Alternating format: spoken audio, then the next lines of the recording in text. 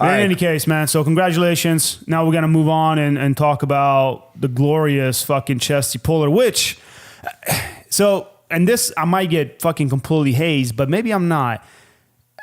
How, I was always curious about how he got the name Chesty. Now, my version of it has always been that, that motherfucker he's the most highest decorated fucking Marine in history. Yeah, I'm assuming that's still obviously the case, but yeah, he's the most, it says here, he's the most decorated Marine in history and the only Marine to be awarded 5 Navy crosses. That's right, 5 Navy crosses. He got his Silver Star during the landings in Incheon. The Chosen Reservoir, dude, out of that came out fucking some badass quotes. Can we also point out that he got a Distinguished Service Cross from the Army? Yeah, I want to point that out because somebody didn't get butthurt. What's actually funny, man, is that they were actually trying to put him up for the Medal of Honor, and I never understood why they just didn't. I mean, the guy literally, you figure after 5 Navy crosses, you figure maybe he didn't have any room left. One of them could just might not have room left. Maybe, yeah, I don't know.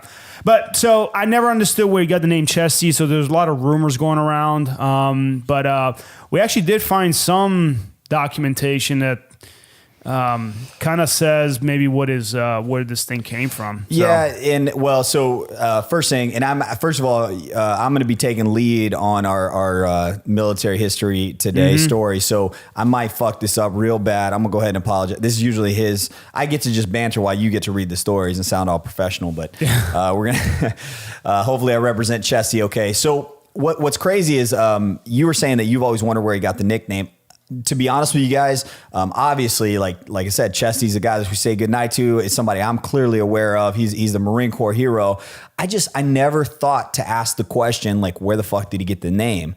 And so it was kind of interesting when I ran across this. I was like, holy fuck, I wonder how, the fuck he got this name. Now his, and I don't want to fuck this up, man, but his actual name it's Lieutenant General Louis B. Puller. So Chesty was the nickname. Right. Yeah, so Louis B. But where the fuck did Chesty come from? So on this article right here, it says, we went through a few different things, and I'm also going to read an actual letter from Chesty that I think is going to clarify this. But it says here that some say that Puller got his famous nickname because of his big thrust out chest, which kind of makes sense, right? Like I could see that, like the barrel chest. That's just his ball swelling and went up to his fucking chest cavity and just got stuck there. That's essentially what happened. But yeah. And it says the myth was that the original had been shot away and his chest was replaced by a steel plate. Like this motherfucker was cyborg. Yeah, I mean, see, godlike. Yeah, right. Godlike. Only gods do that shit. It says that others state that Chesty was an old Marine Corps expression meaning cocky. But the following letter shows that Puller himself was not even sure where the fuck he got his nickname. Damn. So let's read it. Yeah, that's fucking crazy. So all right, guys. So this is a letter, and apparently this is from Puller to a Major Frank C. Shepard, who was in San Francisco, California. Apparently there's some sort of fucking mishap, some shit that he's writing about. But he kind of mentions in here as a quick little plug about his nickname. So see if I don't fuck this up. All right. So it says the medical board met on 1 November to consider my return to duty. I was found fit for full duty, both at sea and in field, and was recommended to Washington. I received word last week from the commandant that I would remain as commanding general of the 2nd Division. So just so you guys don't, if you don't understand, apparently the letter prior to this, I think he had some sort of like hypertension or heart disease issue, blood pressure.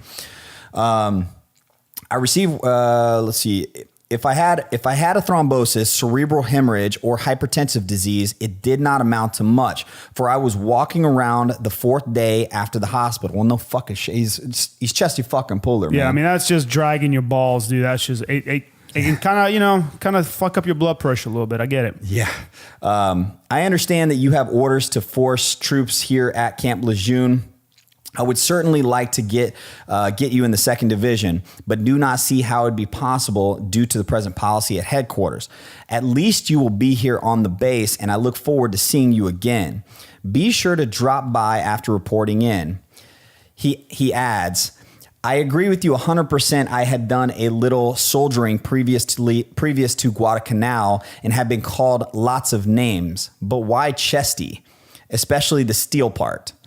So, like, long story short, basically, he's writing to this major. So it sounds like he's writing to this major, and he's basically saying, like, he's talking about like it's some sort of transfer. He's talking about how he actually was put on light duty, believe it or fucking or not, Chesty Puller on fucking light duty. But then he's cleared for duty, and he just adds as like a footnote. I guess they're obviously friends, and he adds as a footnote like I've been called a lot of shit, like, but he doesn't even understand. He doesn't even know why he's being called Chesty. So it's just one of those mysteries, you know. But he mentions the steel plate, so obviously that must have been one of the most popular like myths, was that he had a fucking steel goddamn plate, dude. That's how legends are made, though. I mean, obviously his his reputation obviously precedes him. I mean, again, he's got a stellar career. He's the prime example of what every Marine should be. I mean, he took care of his men, you know, he did. And he was a great leader, and he just embodies what the Marine Corps is all about. I know we kind of talked about this a little bit, man, but so it's my understanding, like, he actually kind of had a crazy career where he actually went in and was a commissioned officer, and then basically like, because the Marine Corps was downsizing, then went out, and then just to get back in, he had to go enlisted and was actually a corporal for a while before he fought his way back up. Yeah, so I read somewhere that he actually had to get his commission like almost like 3 times, and it wasn't because he was like, you know, a shitbag or anything like that. It's just bad timing. And then I think like in 1928, I believe he actually got his commission as a second lieutenant. But yeah, I mean, pretty persistent, man.